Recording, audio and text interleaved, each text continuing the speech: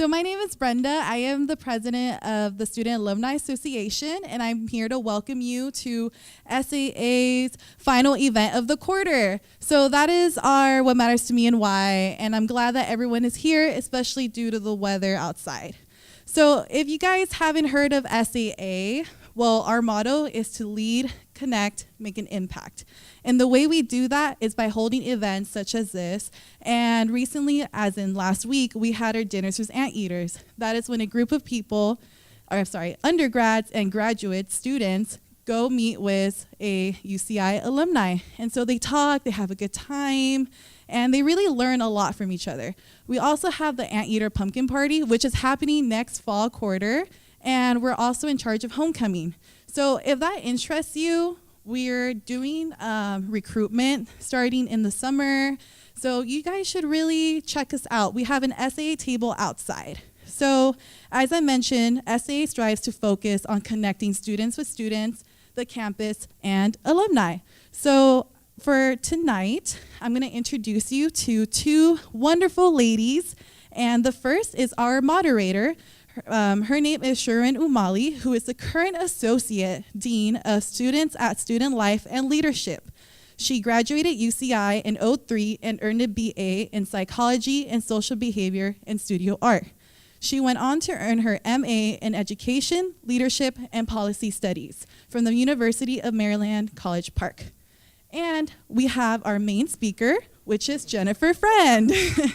She is the CEO of Project Hope Alliance and the board president of the UCI Alumni Association. She graduated from UCI in 1995 with a BA in social ecology and from Whittier Law School in 1998. I don't want to give up too much, so I'm going to let these two take the floor now. So can you all give me one more round of applause? All right, so we're gonna get cozy over here. Thank you for the introduction. I really appreciate it. Oh, we have water. Wow, Alumni Association's fancy. Okay, so we're gonna dive deep and learn a lot about Jennifer today. I got a list of questions. There's like 5,000 questions on this piece of paper. I narrowed them down to my favorites. Is this working by chance? Can you guys hear me? I have a loud mouth, so. Oh, there you go. All right, is that better? That better. Okay. All right, so we're gonna dive deep. We're gonna learn so much about Jennifer, more than you ever wanted to know. Yeah, exactly. I think I know the answers to a lot of these questions by now. You've probably heard Jennifer speak at other events. I don't know if you've been to the Project Hope Alliance website, but she does so much for our community. And so I hope you learn about the story that she has to share, and hopefully you leave here a little bit more inspired to do amazing things in the world too. All right, you ready? Yes. Okay, Let's do this. So first question, easy, right? So tell us who you are. And that's a big question. Easy question?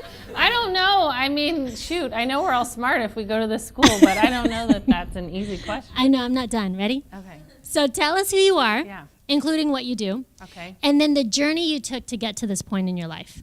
How much time do we have?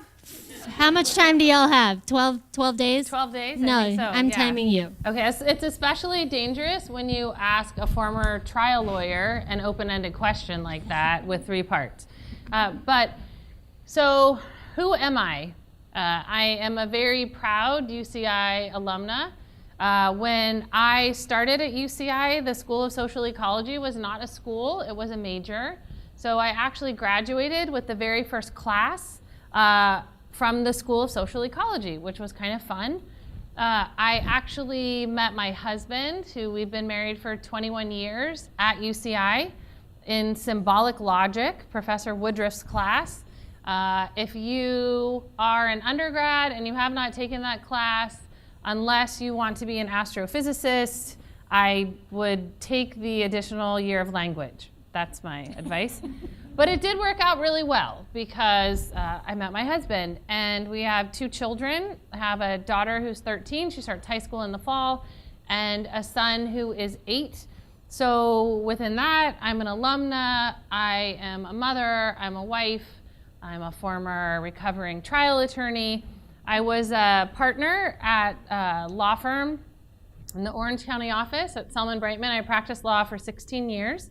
I did civil litigation, sued a lot of municipalities, public agencies and entities, and represented national and international corporations in the civic courts and appellate courts. I also was, during my childhood, a kid who lived off and on in motels. And that would be kind of the journey that ultimately brought me to Project Hope Alliance, which is a nonprofit in Orange County that's focused on ending the cycle of homelessness one child at a time. My family of 6, we were economically schizophrenic. I'm not sure that that is it's definitely not a clinical term. It's the only way for me to describe that. I lived in houses on the ocean front in Newport Beach and went to Newport Elementary. And I also lived in that house with the utilities, water, everything shut off, and had food brought to my family from our church, from the church pantry. And then during my junior high through high school years, actually lived off and on in a lot of different motels in Orange County, going to school in Huntington Beach. I am from a family of 6. I have 3 younger brothers, and no one knew of that story until actually UCI partnered with Project Hope Alliance to build a multimedia art installation piece called 214 Square Feet. Did any of you guys have an opportunity during Hunger and Homeless Awareness to see it? It was right in front of the Cove. Yeah, so that is a replica of the motel room that my family of 6 lived in for a year. We built that. At the time, I was volunteer chair of the board at Project Hope, and I shared my story with the board of directors, but had not shared it with anyone else. As a trial lawyer, it was really frustrating for me to not have a demonstrative exhibit to talk about what homelessness really looks like. Because while we see the homeless individual, usually an adult, oftentimes an adult white male holding a sign, asking for money or something like that at the end of the freeway, what we don't see is over 28,000 homeless children, according to the Orange County Department of Education, that live in Orange County and are known to be in our public school system. So we partnered with the Claire Trevor School of the Arts and built this art piece. We invited reporters to come to campus. We unveiled the piece in the Social Sciences Bridgeway. And I suited up in my finest Brooks Brothers suit and my scarf because I was feeling super, super, super insecure just about what I was talking about. And the reporter said, how the heck did you come up with this idea? And I said, well, off the record, I lived here with my family of 6. And he was like, what? That's the story. Are you ready for that? And I actually had kind of a personal faith moment right before I got out of the car to meet with that reporter, and I decided that if the situation directly presented itself, I was going to tell my story, because then I would know that my story was no longer about me, and instead it was supposed to serve a purpose larger than myself. I shared the story with the reporter, ended up on the front page of the Orange County Register. And all of a sudden, at 42, all of these people, including some of my closest friends and all my clients and family members, all found out at the same time. After the cat was out of the bag, I decided that I had my story for a reason, that reason was to be a voice for homeless children so that they didn't have to raise theirs yet if they weren't ready, and to let kids know in Orange County that this is just a chapter of their life. That journey led me to resigning from my law firm partnership in 2013. Fortunately, I have an amazing husband who said, yeah, 65% pay cut when you still have $80K in law school debt. Sounds awesome. And so that was 5 years ago when I started on the board. There were 2 of us employed at Project Hope, and our total operating budget was just around $480,000. Now we have 22 team members. Our operating budget is almost $2.8 million in programming. We've ended homelessness for over 1,000 kids and parents, and we're working with kids in 91 different schools. So that's the answer to that So question. you have a lot of free time. Tons. Actually, the first time I met Jennifer was on the front page of the OC Register. I saw this thing. Someone sent it to me, Randy Lewis, who established the All University Leadership Conference. He goes, check this out. You need to get her to UCI. She's an alum. And I read it, and I was like, dang, that story. It's searchable still online if y'all want to read it. But it was one of those things that, for me, as somebody who didn't know her and just reading a story, sometimes do y'all feel this? Sometimes you get inspired, right? Do you ever feel that when you read someone's story? And so my goal was to bring Jennifer to the All U Leadership Conference as a keynote speaker, and it happened just a couple years ago, so thank you. So that story is inspirational for so many reasons, and I think I want to jump back into your time at UCI, right? You talked a little bit about your time here as a social ecology major, but while you were here, were you involved in anything? And if you were, or even if you weren't, what were the lessons that you learned while you were a student at UCI that helped prepare you for the working world? So while I was at UCI, I was a Pell Grant student. I went to junior college and transferred to UCI, and I worked 50 hours a week and went to school full time. So I didn't have the opportunity to really be engaged a lot on campus while I went here, unfortunately. Although I did have a radio show at one point called Real Women. And this is going to sound like an oxymoron, but it is not. It was a conservative feminist radio show. Was in the little trailers, which I understand we still use those little trailers for our radio programming. But we did, at one point, there was a group of women who had fled China seeking political asylum because they were pregnant. And they were being held in a federal prison in Chino. And we got in to do some interviews with those women and kind of talked about the tremendous disconnect between, our purported safe harbor, right? I mean, these issues don't change, unfortunately, oftentimes. And so I did do that. One of the lessons I learned that I think was the most important lesson is I actually was able to achieve a goal that I set for myself that I oftentimes wondered whether or not it would be possible. I really wanted to go to college. I really wanted to go to a good college, and I really wanted to go to law school. And so there were a lot of moments when I would get off my waitressing shift at 1 o'clock in the morning, and I would have finals the next morning at 8 a.m., and I wouldn't have had time to really prepare at all through the week. And I was thinking, how the heck is this going to happen? But it did. And I was able to figure it out. And, when we look at, to be honest, one of the things I'm most proud of this university for is the fact that I'm not an exception. I'm just an example. Over 50% of our student body population are Pell Grant recipients. Over 50% are first-gen kids. And I think that makes us, I realize how scrappy I really was, how creative I really was, what a good problem solver I was, how resilient I was. And so I think that one of the greatest lessons I took away from UCI was a sense of true resiliency, being in class with incredibly intelligent students that weren't struggling with the same time commitments that I had and still doing well, made me feel confident about my future.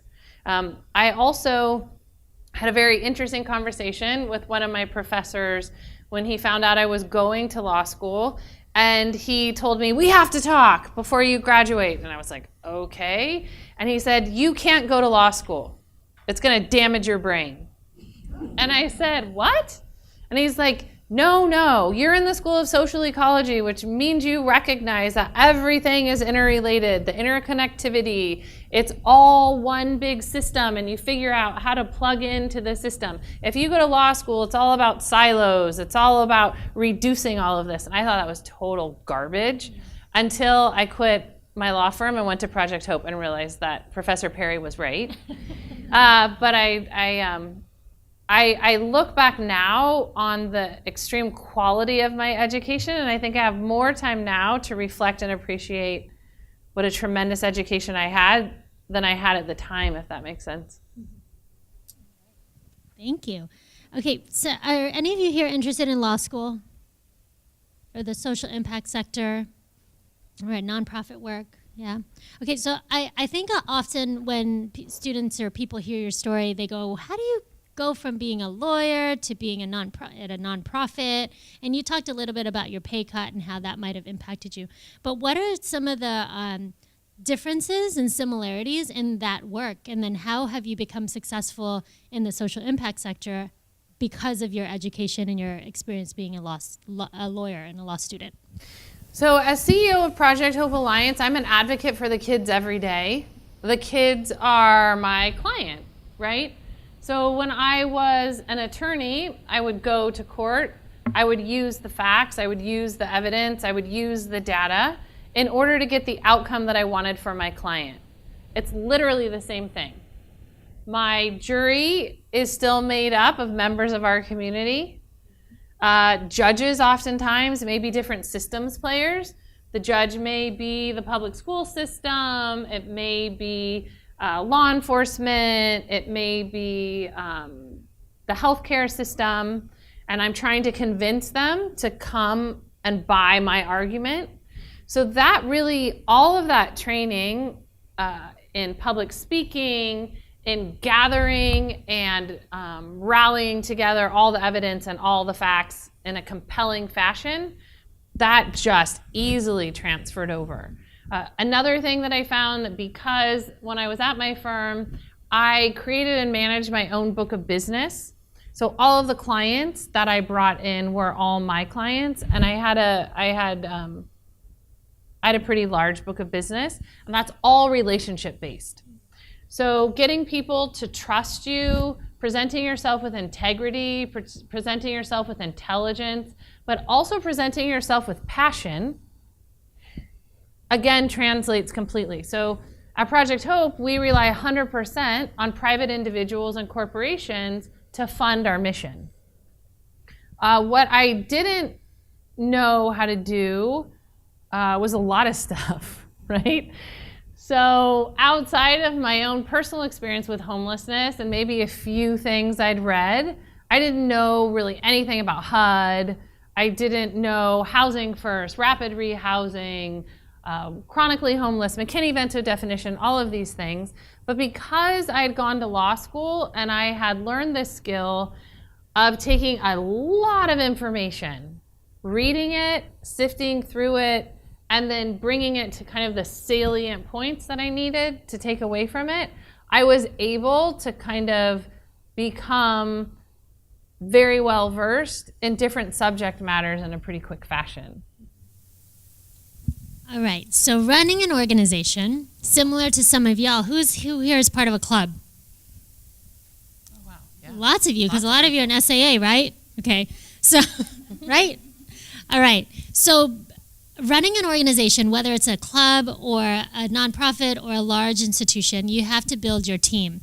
And you have to, well, tell us, how do you build a really good and well-rounded team so that you all, as a group and an organization, can be successful in accomplishing your goals together?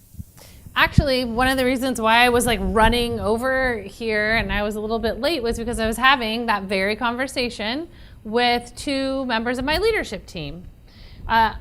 What we were talking about was that getting, you hear all these like cliches, get the right people on the bus and then figure out what seat they're supposed to sit in. It's a cliche, but it's absolutely true. Culture drives performance all day long, and performance is what creates impact. If you don't have people who are a culture fit, and by that what I mean is they share the same set of values that you do as it relates to what you're trying to accomplish. A good example would be, I've interviewed people at Project Hope who want to come in as a case manager or maybe be a part of our leadership team. And I've asked them, what do you think is one of the greatest misperceptions about homelessness? And some of the answers I've gotten have revealed that some people who have applied for a job actually have a very strong value judgment against homeless people. They actually believe the perception that people choose to be homeless. There are some people who are just lazy that want to be homeless. But, and this would kind of be what they would say, but, the kids, it's not the kids' fault. And I say, well, so are you saying that it's all the adults' fault that they're homeless? Because we can look at different systems, and earlier this morning at the Cove, there was a panel discussion. There's a book called The Color of Law, and it talks about, and Evicted is another amazing book that talks about racism, institutionalized racism that has direct impact on poverty and homelessness and all of these things. So getting the right people on the bus and understanding, so for me, I need to know that the person looks at everyone as being equally worthy and equally unworthy, right? There's no differentiation between any person. No one is more deserving of something and no one is less deserving of something. If they don't believe that, then they'll never be successful at Project Hope. And so you have to kind of throw little test conversations. I've said some things that are highly controversial and walk around my team to see what they're gonna say back. If they don't speak up and say, well, have you ever thought about this? And correct me, then they're not gonna be much help on the team. Because I'm not always right. I don't know everything. I don't get everything right. It is critically important that you have a diversity of viewpoints, a diversity of life experiences, a diversity of backgrounds, so that everyone can bring that to the table. And when you're going to join a team, so all of you will graduate and then you'll go off and you'll be interviewing for jobs, look around the office. If everybody looks the same, that's not the place you're gonna grow or learn. Anytime that you just have one dominant viewpoint, nothing's being challenged. So I think to build a really effective team, you have to get people around you who feel safe enough to challenge you. You have to create an environment where everyone feels that it's their obligation and responsibility to challenge one another. And everyone has to just be vulnerable in sharing that they don't know everything. All right, y'all get that? You're taking notes? Because y'all are going to be managers and leaders of organizations. Not you are already now, but you will also be even more so one day. And oftentimes these lessons are sitting right in front of you right now. So I'm hoping you're getting all this. So my next question for you is about your role models. If you could please share some of your role models, and I feel like often we have multiple, right? So share some of them. And then how have they influenced you in your work and even in your daily as a mom and a wife and all those other multiple identities you carry? That's always such a hard question. So my mom, without question. So going back to, and my dad equally in this point, going back to the value and the belief that all people are equally worthy and unworthy. And the reason why I say unworthy is because some people feel a sense of entitlement. And it's really important to recognize you're not any better than anybody else. So you have to hold those two things in your hand. There is a Jewish tradition whereby people will write down, all of this was created for me, and they put it in one pocket, and they'll write down, I am nothing but dust, and they'll hold it in their other pocket to talk about the equally worthy, equally unworthy. My parents really modeled that in a beautiful way. Even when we were living in the den of a friend from church, we would go and make sandwiches and take them out to people in Santa Ana in the parks. And I remember my brother was young. He was my son's age. He was 8 years old, and my dad said, go take that gentleman a sandwich. And my brother was like, and I can understand this, he was kind of freaked out. I don't know who this guy is. He looks really disheveled. And my dad said, he goes, kids, come here. This is really important. And he said, God created that gentleman that's sitting there the same way he created you, the same way he created me. And there's nothing about that gentleman's life that is any less valuable than ours. He's a human being and a person. And my brothers and I talk about at my dad's funeral, that was the thing that my brother talked about as a legacy. And our mom did the exact same thing. And watching someone live that out in life, our house always had lots of people who looked very differently. We'd go to other people's homes and we'd eat very different foods that we'd never had before. And so that taught us that everyone was equally valuable, and how cool that there are all of these things that we don't know that we can learn from other people. And I think role modeling that, I try really hard to emulate what my parents did in that way. Another role model, I won't use his name, but before I came, we were having a debrief about one of our team members, and he and I have been in this since the very beginning together. And there was some inner team conflict and discussion, and some of it was going in back channels. And so one of my leadership team members went to him and said, "What do you think about us just calling a team huddle and calling it out and asking people to say what is ever on their mind to you directly?" And he said, "I want to do that." And not only did he sit there, and to be really honest, I know it's being recorded, but to be really honest, they aren't going to watch it. There were things that were said that were very unfair. And they had nothing to do with him. He sat in that moment with such incredible maturity and integrity, took in what everyone said, would push back where it was appropriate, not in a way that was argumentative, in a way that was very factual. And then we went into another meeting with a police officer who was doing personal safety, basically drills, because we serve a very volatile, very high crisis population. And this is right after he had been in this circumstance. He said to the entire team, "I sit at the front because I find it's my responsibility to make sure that everybody goes home to their family." He has a beautiful family.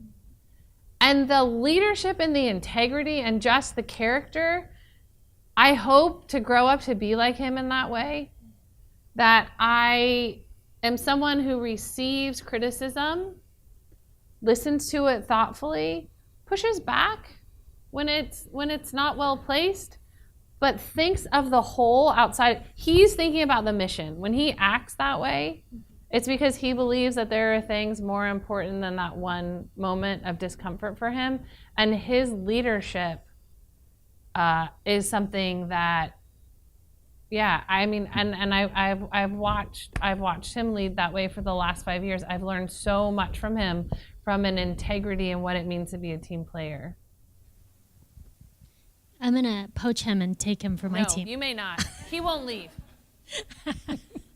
All right. So you're a busy person. Very, very busy. I've seen Jennifer, I feel like one day I saw you 3 different times in 3 different places. I don't know why I was there too at the same time. Yeah. But we have a lot going on, right? Especially being a mother and balancing life.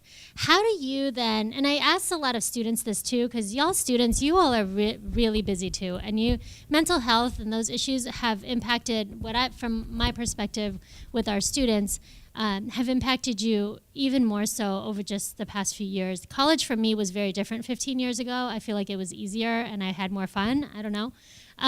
Hopefully y'all are having fun too, but the stressors of life and this millennial generation and all that is surrounding you is so different from when we were in college. How do you, first of all, how do you practice self-care? And what advice would you give to these folks to practice their own self-care? So I've been kind of toying with the disuse of the word busy, because busyness to me reflects on a time in my life when I was always frantic. It's like that, oh my gosh, I have so much to do, I'm running all around, and then I would tell people, I'm so busy. Yeah. I have so much to do. And then I thought about that, and I'm like, first of all, that sounds super stuck up and conceited. No, but really, like, and being a working mom, sometimes like you feel like it's this weird competition of who's busier. So the word busy to me, I don't use anymore. Well, I'm not, sometimes I do. So when you guys hear me say it tomorrow, feel free to call me out on it. I try not to use it. And what I try to do instead is I try to look at filling my days with things that make an impact and a difference to me. And every day it looks different. I'll be honest, I'm really proud of this university, and I am proud of it because of you guys.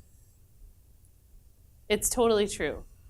I am involved at UCI, which is why whenever you ask me in particular to do something, I know it's related directly to the student, so I always say yes to you. So true. Because you all, I am so proud to be associated with all of you. I am like out there telling you guys how smart you are. I mean, I am so proud. So I don't see that as being busy. I see that as mattering. I see that as I might be tired. So to the self-care point, there are a couple of things I've decided. Number one, I can't do everything well. And I talked to your class about this. My generation, I'm 48, so my mom was part of that generation, like the bra burning. She didn't burn her bras, but that was her. She's very much a feminist. She actually got suspended because she went to parochial school the whole time, and she made a poster for May Day that said, "Nietzsche is dead, God," which is actually really funny, like if you get it, but the nuns thought it was disrespectful, so she like got booted for like 2 days. But so my mom was a rebel. Now I can't even remember where that went. Okay, so I grew up with this sense of obligation to do everything. I'm gonna be Susie Homemaker. I'm gonna be this like smoking wife who's like super attentive to my husband all the time. I'm gonna be the greatest mom ever, and I'm gonna be a litigation partner at a big law firm. You cannot do all of those things at the same time without committing yourself. It's not, but what is possible is each day waking up and thinking, what's my priority today? And so there are some days like today that I bookend my day at UCI, right? 7 a.m. at the Cove, and then this evening I get to hang out with you guys. And I feel good about it. And I tell my kids, this matters to me.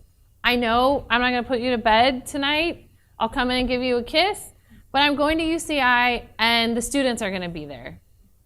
And they take that, just so you guys know, they don't get mad when I say the students are gonna be there. It's like when I'm like, are just grown-ups gonna be there? That's when they're like, you see them all the time. And I also have tried to build in, at least once a year, I go to La Costa up near Carlsbad, and they have these killer water slides. I go by myself. I don't talk to anybody. Yeah, I take no children. They don't get to go. My husband doesn't get to go. And what I used to do is I would trade legal services for my brother's company, and then they would pay me in La Costa gift certificates. So like I rode that out for a couple of years, and then now I just kind of like don't go shop. I like just piece it all together, like the money most of the time.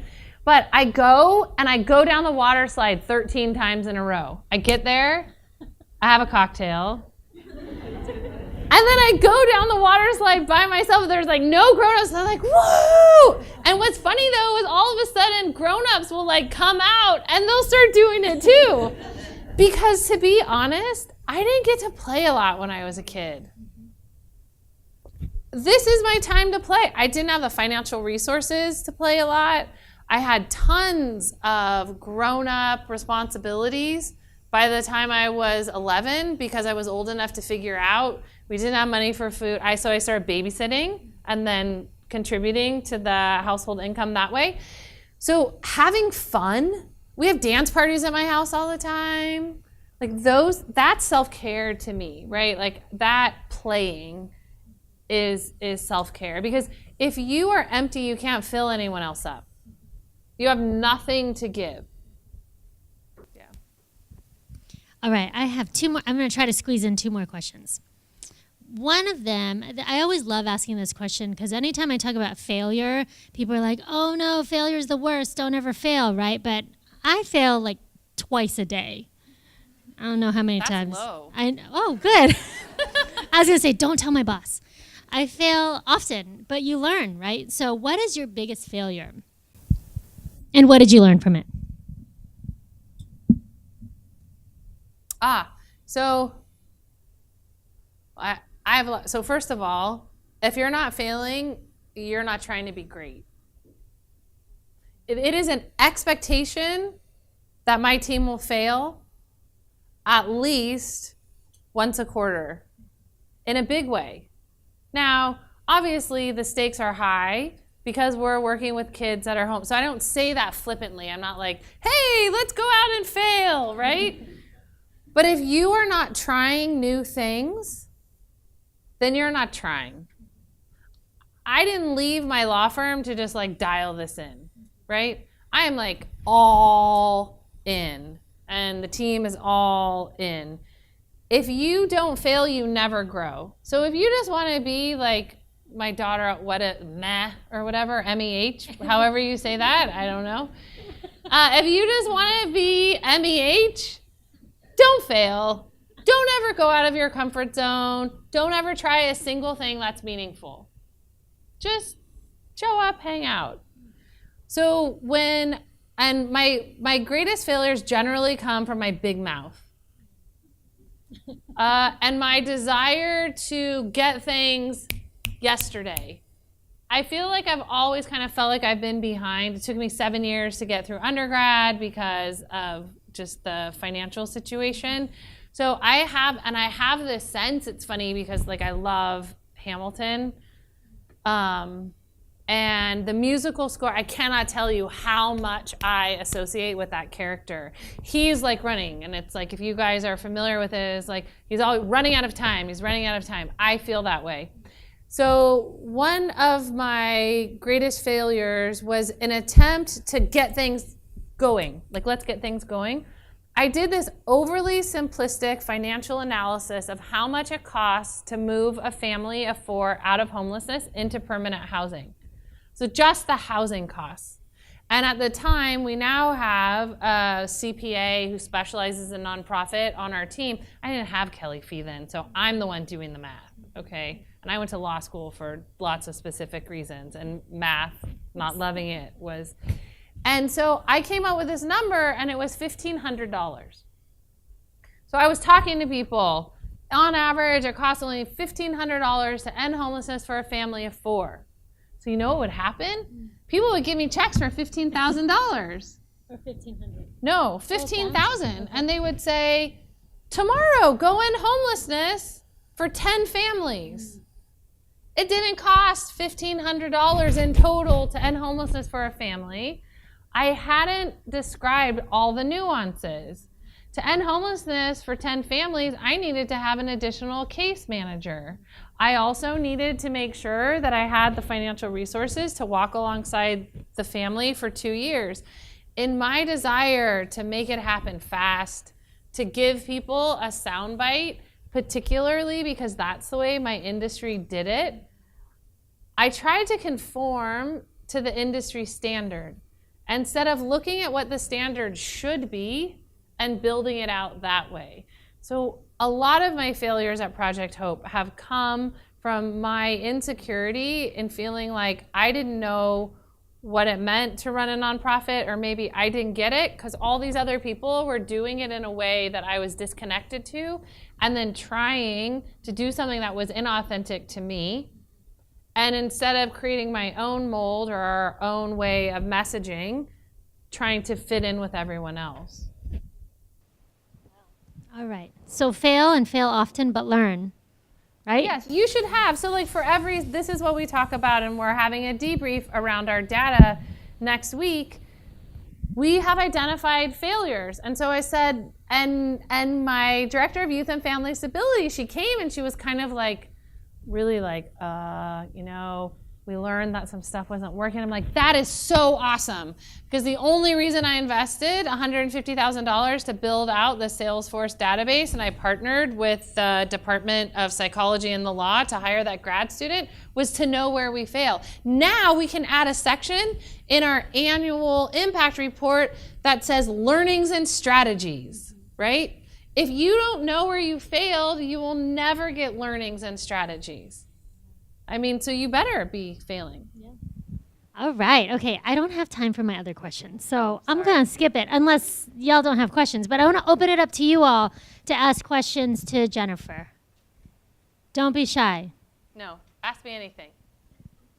I'll just tell her to turn off the tape. Anybody? Any questions? This is your moment. There you go.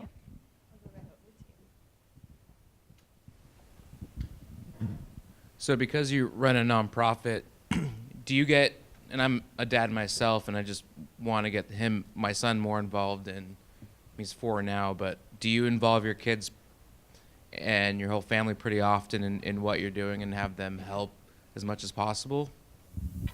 Absolutely. It's also, there's a fine line. So yes, it's a great opportunity for me to intentionally educate and raise up our children to not look at people as unworthy, and also to dispel the misperceptions of homelessness. And we live in Costa Mesa, so there are our homeless neighbors are all around us, in plain sight. And so we get to talk about that. For me, it's also recognizing that as my children grow, they have their own passions. So our daughter Parker is really an animal rights activist. So when Blackfin came out, she was 10 years old, and on the front of her bedroom door, she had drawn a whale with a shackle and a ball from it, like a big ball and chain. And then it said, how would you like it if your home was a bathtub full of urine? That was on the outside of her door. And then inside her bedroom, she made this huge poster that said, an injustice for one is an injustice for all. And we have rescued a blind guinea pig named Lucy from Cabby Haven. And so everyone has kind of their own thing that they go towards. So as a parent, I try to recognize that homelessness doesn't have to be my kid's thing. We participate. And also, too, there are things that we did before, maybe more vacations, maybe different types of resources, things we had that we don't do now. One example is that, my daughter was able to have a nanny. We had Stephanie until Parker was 11 years old. And Beck, as soon as he was 4 and I took the job, he was in full-time childcare. And we've talked about, we've chosen as a family that we value this work over these types of things. And so instilling that in them is something that we talk about why we have some different choices. Thank you for the question. Are there others? Here we go. Thank you so much for coming to speak tonight. I really enjoyed what you had to say. My question is about, there's a huge conversation happening, UCI and Cal State campuses and around the country about food and housing insecurity of students. And some of those students are parents. And I know that is an especially vulnerable population, and I'm just curious how Project Hope Alliance may or may not be addressing that issue. Yes, and actually I've worked a lot with the campus and with Lydia, your former I guess she's current still, ASUCI student body president, around the hub, and then specifically actually Karen Williams, who runs 211, and I have been working on this project called Anteaters for Anteaters, which is a model whereby if we're able to push it out, alumni would provide housing for Anteater students who are housing insecure.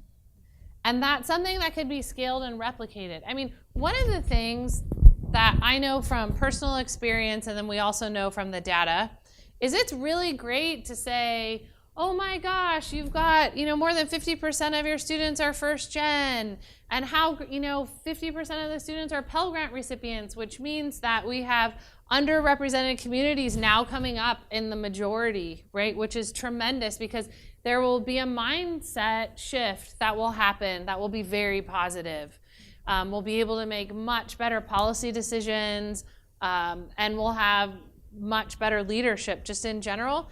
But if you don't recognize that those students may have to leave school not because they don't want to stay in school, but because they have jobs that help pay the rent for their siblings and their parents, or they have jobs that help buy food and keep utilities on, if we don't create a way to support those students in a flexible manner that allows for them to fulfill their deeply held family obligations and also still fulfill their commitment to themselves to receive an education, we're going to continue to fail our kids. So at Project Hope, we actually stay with our kids till they're 24, because sometimes some of the toughest years come at college. I had to leave UCI because we owed Mesa Corp money for housing. And at the time, this is no longer the policy, at the time you had to leave school until you had no debt owed to the university. So I had to take a year out of my education and work 3 jobs to pay back the money that we owed for housing, right? So we have to stay committed to our students, and we have to journey alongside them. Personally, I believe that that's what the Alumni Association is all about. We're all in this together. We just happen to have already put our tassel on the other side, but we're all anteaters. So I am very excited and proud of the commitment that the UCI Alumni Board has made and is continuing to make. I think we're going to see a lot of really amazing things that are going to roll out in partnership with the student body and the administration to benefit students, because you have to be intellectually honest about what's actually going on in order to give any of our students a fair shot at being successful. Thank you for that question. Yeah. We have time for one more quick question.